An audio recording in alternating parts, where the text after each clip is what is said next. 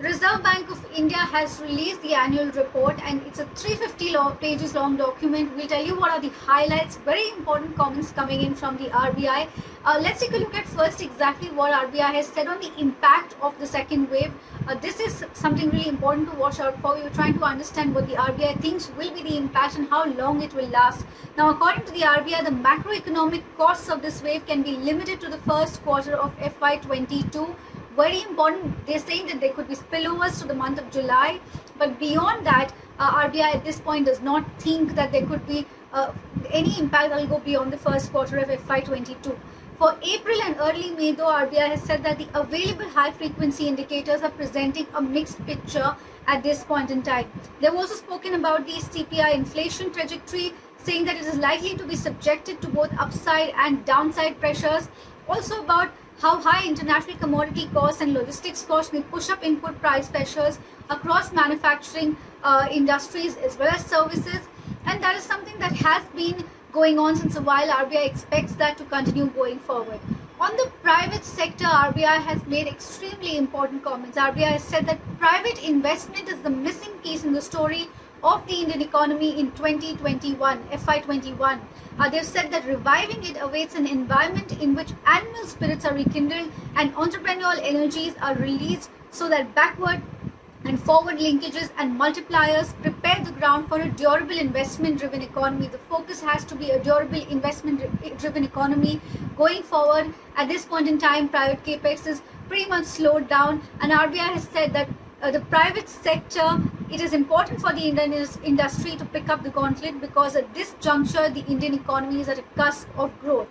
Talking about the monetary policy stance, RBI has reiterated again that the conduct of the monetary policy in FY22 will, one, be guided by evolving macroeconomic conditions. Second, the bias will be to remain supportive of growth till it gains traction on a durable basis. Something that RBI has said before as well, till growth is durable on its own, they will continue to support growth, but they will also ensure that inflation remains within the target.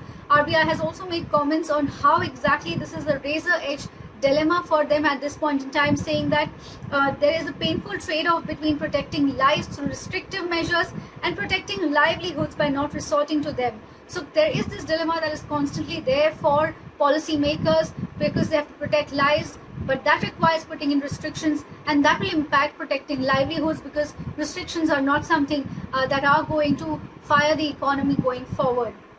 Now, very important comments have also come in on banks from the RBI. They've said that the true position of bank balance sheets and capital positions can be gauged only with the rollback of the regulatory reliefs. So that is something that we'll have to watch out for.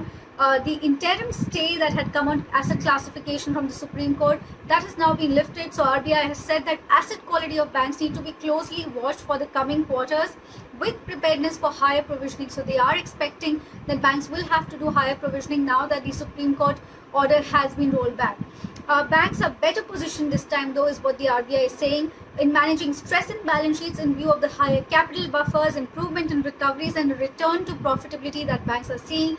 That has prepared them better. And they've also said that stress tests indicate that Indian banks have sufficient capital at the aggregate level in a severe stress scenario as well. They've also spoken about the overall condition going forward from their surveys. RBI has said that for the first 3 quarters of FY22, manufacturers are optimistic on improvement in production, capacity utilization, employment conditions, and the overall business situation. So basically, everything now depends on how fast the vaccination program goes through and how fast the economy can get back on its feet.